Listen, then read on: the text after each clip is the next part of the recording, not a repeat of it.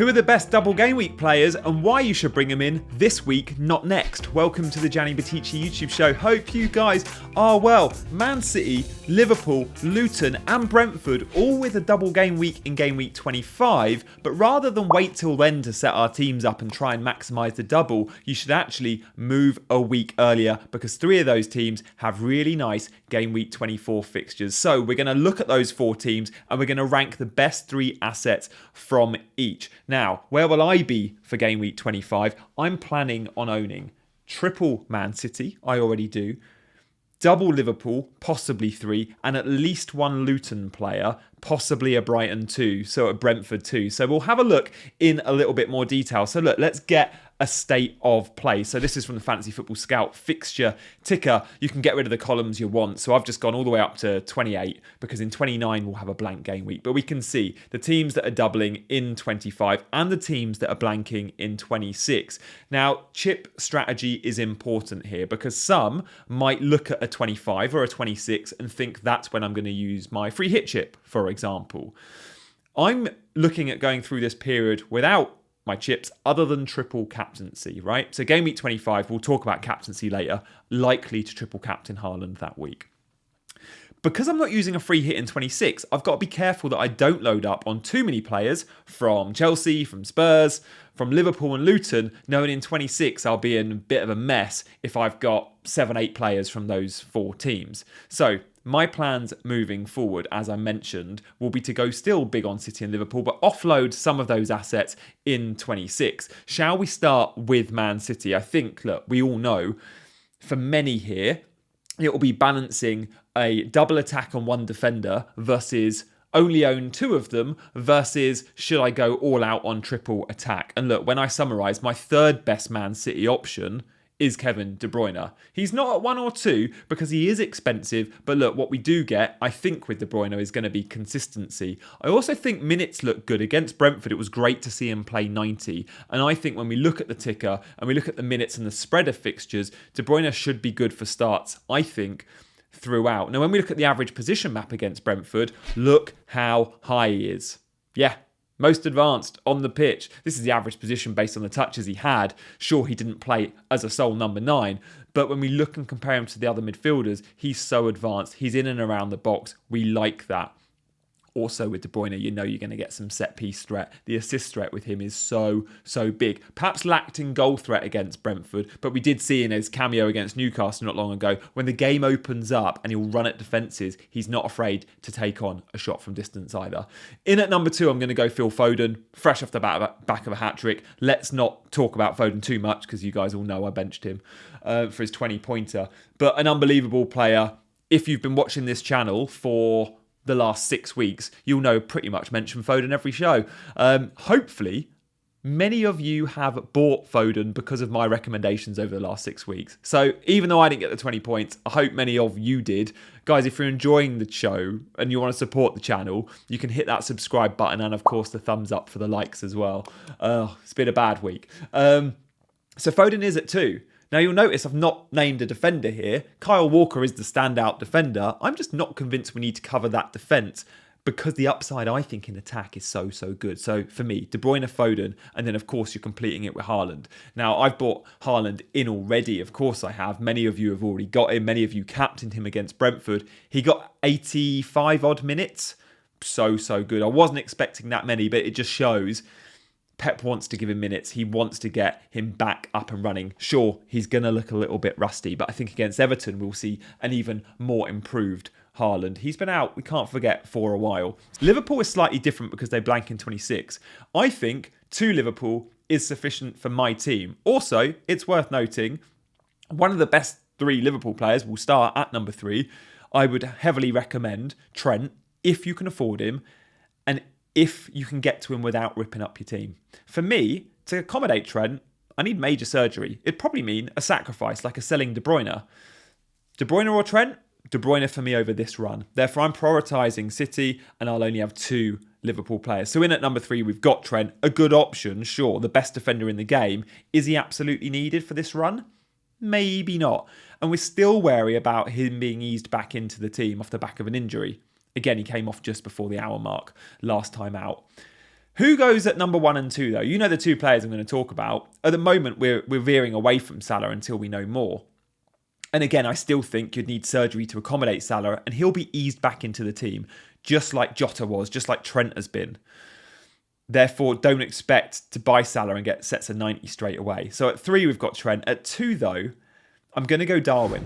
I'm going to go Darwin because whilst he's, look, clearly an XG monster, and clearly we get some really good numbers from him. Look, when we look at the last 6 game weeks from Darwin, from all forwards in the game, his expected goal involvement in the last 6 is higher than any other. 4.78.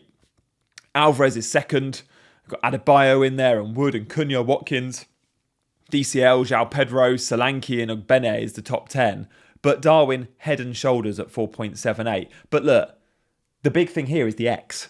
This isn't actual. And Darwin flatters to deceive, and he's hit the woodwork 4 times in a game. And will it finally click for him?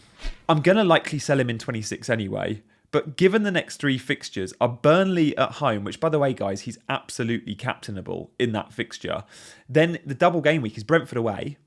Not an easy place to go, but City went and showed us last night you can create a lot of chances against Brentford. And then Luton at home at Anfield. So he's got Burnley and Luton at home in the next 3. So look, Darwin, I think many will still be looking to buy Darwin this game week, even with him disappointing in the last few weeks in terms of output. But at number 1, better than Darwin for me, for a few reasons, is Jota. We don't have to worry as much about injuries at the moment with Jota. Darwin, we know, has had a knock.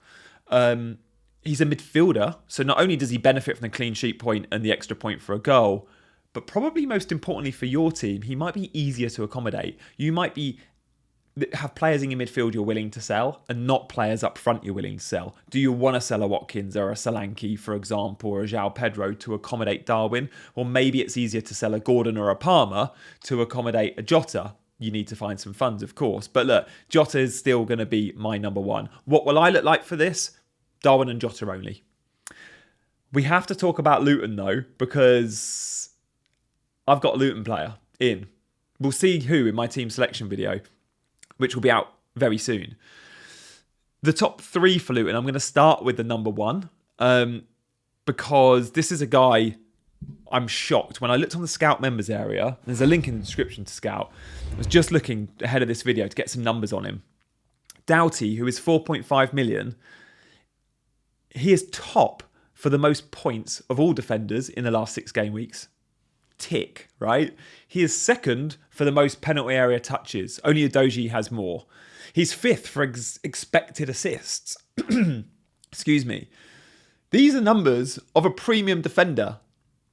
His expected assist threat, I think, is higher than Trent's at the moment. This is a Luton defender at 4.5 with a double game week, and before that, Sheffield United at home. Let's take him seriously and let's really consider. Now, unfortunately, I couldn't afford Doughty when I was making my transfer this week. But if you can find the funds and you can find the extra 0.5 or 0.6 from some of the other Luton guys, absolutely worth the investment. But look, at number 2, it's a striker at Luton. Adebayo has been putting up crazy good numbers. He's first choice, which he's not always been at Luton. Like at the start of the season, it was Adebayo or Morris. Going with both. Absolutely love that. They're going with both now. It does mean they could be leaky, like they conceded 4 goals to Newcastle with both of them in the team, but they will score goals. And the attacking numbers at Luton have looked really good. I expect them to score goals against Sheffield United. Of course I do. In the double game week, do we expect a huge amount from Luton? Well, the second fixture is Liverpool away at Anfield. You don't expect much. But welcoming Man United to Kenilworth Road, that's a tricky journey. That's a really tricky journey, I think, for Man United. And I think Luton go into that game with a very good chance, maybe not of picking up with 3 points, but of a draw, and certainly very, very high chance, I think, of scoring goals. So Adebayo definitely would be on my wish list, if only we had more than 3 striker spots. Okay, so at number 3, is Bell the 3rd best Luton player? No. Is he good value and does he enable other things because he's a 3.9 starting defender with a good fixture in 24 and a double game week in 25? Yeah, Bell and Mengi are both 3.9. I was faced with a choice between these two. Now, Mengi offers a bit more goal threat, but Bell is a little bit more safe with minutes, fewer injuries, and better in the BPS.